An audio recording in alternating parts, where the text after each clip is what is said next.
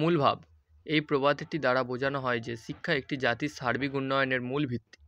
ঠিক যেমন মেরুদণ্ড ছাড়া মানুষের শরীর সোজা হয়ে দাঁড়াতে পারে না, তেমনি শিক্ষা ছাড়া কোনো জাতি উন্নতি করতে পারে না। সম্প্রসারিত ভাব। শিক্ষা মানুষের জীবনে আলোর দিশারি হিসেবে কাজ করে। এটি ব্যক্তির চারিত্রিক গঠন, নৈতিক মূল্যবোধ, আত্মবিশ্বাস এবং সঠিক দৃষ্টিভঙ্গি গড়ে তুলতে সহায়তা করে।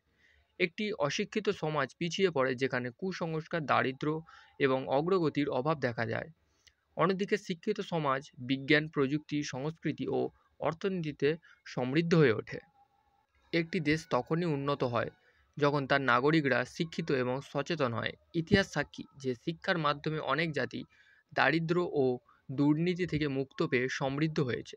শিক্ষা শুধু কর্মসংস্থানের সুযোগ সৃষ্টি করে না, বরং এটি ন্যায় বিচার, মানবিক মূল্যবোধ এবং গণতান্ত্রিক চেতনাকে বিকশিত করে। অতএব একটি জাতির দীর্ঘস্থায়ী উন্নয়নের জন্য শিক্ষাকে সর্বোচ্চ অগ্রাধিকার দিতে হবে। সঠিক শিক্ষা ব্যবস্থা, মানসম্মত পাঠ্যক্রম ও নৈতিক শিক্ষার মাধ্যমে জাতির মেরুদণ্ডকে শক্তিশালী করতে হবে, যাতে ভবিষ্যৎ প্রজন্ম একটি উন্নত ও সমৃদ্ধ দেশ গড়তে সক্ষম হয়।